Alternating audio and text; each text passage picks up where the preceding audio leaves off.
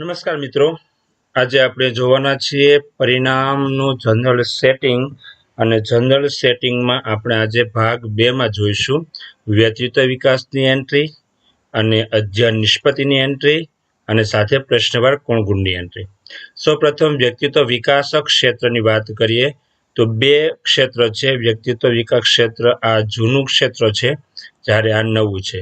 જૂનાની એન્ટ્રીમાં તમારે કશું કરવાનું નથી, ઓલરેડી ડેટા ફિલઅપ કરેલો છે, માત્ર એકવાર જોઈ લેજો।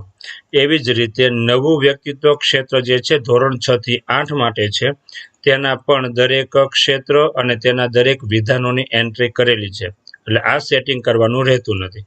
હવે વાત આવે છે પ્રશ્નવાર કુલ ગુણની એન્ટ્રી।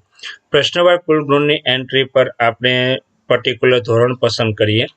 જેમ કે આપણે ત્રીજા ધોરણની વાત કરીએ, ત્રીજા ધોરણમાં ગુજરાતી વિષયના પહેલા સેમેસ્ટરના ટોટલ 8 ક્વેશ્ચન છે અને તેના 5 માર્ક્સ છે, એને કુલ મળાવીને આપણે 40 થાય છે।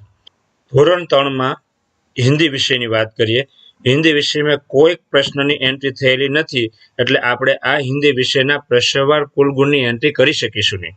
તો સેમેસ્ટર 1 પ્રશ્ન 1 અને તેના કુલ ગુણ છે 10, તો આવી રીતે એ વિષયના કુલ 10 માર્ક્સ થયા છે। એ રીતે બીજો ક્વેશ્ચન, તેના 15 માર્ક્સ છે, ટોટલ 25 થયા। ક્વેશ્ચન નંબર 3 તેના 5 માર્ક્સ છે, સેવ કરીએ 30 માર્ક્સ થયા। અને પ્રશ્ન નંબર 4 તેમના 10 માર્ક છે, ટોટલ 40 માર્ક્સની એન્ટ્રી થઈ ગઈ। તો આવી રીતે આપણે 4 ક્વેશ્ચનની આપણે એન્ટ્રી કરી શકીશું। તો આવી રીતે દરેક વિષય, દરેક ધોરણ અને દરેક ધોરણના દરેક વિષયની પ્રશ્નવાર કુલ ગુણની એન્ટ્રી કરવાની છે। હવે એક ઓપ્શન છે અધ્યયન નિષ્પત્તિની એન્ટ્રી।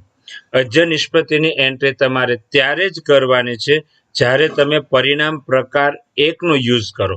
પરિણામ પ્રકાર 2 અને પરિણામ પ્રકાર 3 વાપરનારને અધ્યયન નિષ્પત્તિની એન્ટ્રી કરવાની નથી। પણ જો તમે પરિણામ પ્રકાર 1 વાપરવાના હો તો તમારે જે તે ધોરણ, સેમેસ્ટર, જે તે વિષય પસંદ કરવાના છે, એટલે તેમના જે વિધાનો છે, અધ્યયન નિષ્પત્તિઓ છે, તેની તમારે એન્ટ્રી કરવાની છે।